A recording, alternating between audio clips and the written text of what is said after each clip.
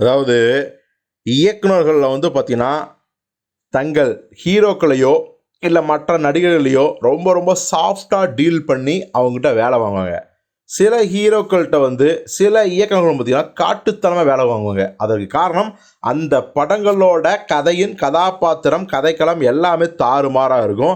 So அதனாலே வந்து புழிஞ்சு எடுப்பாங்க. 50 அடி பில்டிங் வந்து குதினா குதிக்கணும், டூப் போடாமல் குதிக்கணும். அந்த மலைச்சரிவுலேருந்து உருண்டு வரணும்னா உருண்டு வரணும், டூப் போடக்கூடாது. அப்போ தான் நேச்சுரலாக இருக்கும், இயல்பாக இருக்கும். மக்களுக்கு, ரசிகர்களுக்கு அது வந்து அப்படியே அந்த இம்பேக்ட் கிடைக்கும் அப்படின்னு சில இயக்குனர்கள் விரும்புவாங்க. அதில் மிக மிக முக்கியமான நம்பர் 1 இடத்துல இருக்கிற ஒரு இயக்குனர் தான் பாலா அவர்கள். அவருடைய படங்கள் எப்படி இருக்கும், அந்த கதாபாத்திரங்கள் எப்படி இருக்கும், அந்த நடிகர்களோட நடிப்பு எப்படி இருக்கும்னு நான் சொல்லி உங்களுக்கு தெரிய வேண்டியதில்லை. சேது படத்துக்காக கிட்டத்தட்ட தன் உடல் எடையில் வந்து கிட்டத்தட்ட 30 கிலோ குறைச்சி கருப்பாகி கிட்டத்தட்ட ஒரு கமல் அப்படி சொல்கிற அளவுக்கு விக்ரம் வந்து மிரட்டியிருந்தார். நந்தாலையும் பார்த்தீங்கன்னா நம்ம இந்த சூரியர்கள் மொட்டையடிச்சு ஒரு கட்டுமஸ்தான ஒரு காட்டான் அப்படிங்கிற மாதிரியான ஒரு கேரக்டர் நடிச்சிருந்தார்.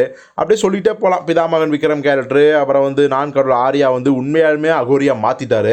அவன் விஷால் அந்த கண்ணு பெருசாக இப்போ வரைக்கும் சர்ச்சையாக ஓடிட்டுருக்கு. விஷால் உடம்பு கெட்டது காரணமே பாலா பண்ண அந்த கண்ணு வந்து மாற்றி வைக்க சொன்ன அந்த பிரச்சனை தான் அப்படின்னு சொல்லி ஒரு பெரிய இஷ்யூவாக போயிட்டு இருக்குது.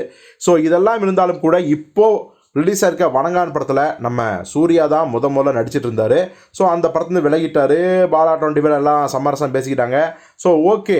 பட் ஆனாலும் கூட ஒரு விஷயம் என்னென்னா, பாலா அவர்கள் சூர்யா வந்து கண்டமேனி திட்டினார், ரொம்ப டார்ச்சர் பண்ணார், அதுவும் கன்னியாகுமரி பப்ளிக்கில் வந்து பார்த்திங்கன்னா ஓட விட்டார் அப்படிங்கிற அந்த கருத்துக்களும் அப்போ வந்து ரொம்ப ரொம்ப தீவிரமாக பேசப்பட்டுருந்துச்சு. அதையெல்லாம் சூர்யாவும் சரி பாலாவும் சரி இன்றைக்கி மறுத்துட்டாங்க.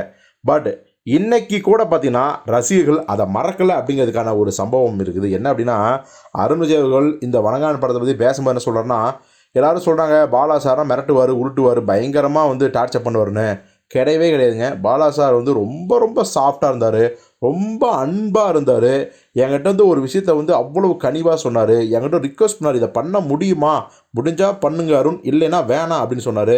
ஸோ அந்தளவுக்கு ரொம்ப ரொம்ப மென்மையான மனிதர் அப்படிலாம் வந்து சொன்னார் அருண் விஜய். ஆனால் அதை பார்த்தா நம்ம நெட்டிசன்கள் ரசிகர்கள் இருக்காங்க பார்த்தீங்களா, எப்பா உங்களுக்கு புரியலையா, உங்களையும் திட்டா நீங்களும் ஓடி போயிட்டீங்கன்னா வேறு எந்த ஹீரோ வந்து எடுப்பார், அவர் எந்த ஹீரோ வச்சு எடுப்பார். ஏற்கனவே சூர்யா ஒரு திட்டி தான் சூர்யா கோச்சு போயிட்டார். பட் அருண் விஜய் சார் உங்களையும் திட்டிருந்தீங்கன்னா நீங்களும் போயிருப்பீங்க. அப்புறம் பாலா சாரோட இந்த வணங்கான் படம் அப்படியே ட்ராப் ஆகிருக்கும். அப்படியே வேறு ஒரு ப்ராஜெக்ட் ஸ்டார்ட் பண்ணால் கூட வேறு எந்த ஹீரோ வந்து நடிச்சு கொடுப்பாங்க. ஏன்னா பாதியிலேயே சூர்யாவும் போயிட்டார், அருண் விஜய் போயிட்டாருன்னா பாலா இன்னும் மாறலை, நம்ம பாடி தாங்காதுப்பா ராசா அப்படின்னு சொல்லிட்டு எஸ்கேப்லாம் இருப்பாங்க. ஸோ அதனால் வந்து உங்ககிட்ட வந்து அவர் சாஃப்டாக பேசுகிறாருன்னா அதுக்கு வேறு வழி இல்லாமல் பேசியிருக்காரு. நீங்கள் இன்னும் பழைய பாலாவை, ஒரிஜினல் பாலாவை பார்க்கல அப்படின்னு சொல்லி பயங்கரமாக வியாக்கியானம் பேசிகிட்டு இருக்காங்க நம்ம நெட்டிசன்கள் சோசியல் மீடியாவில். ஸோ இது குறித்து நீங்கள் என்ன நினைக்கிறீங்க அப்படிங்கிறத கமெண்ட்டில் சொல்லுங்கள்.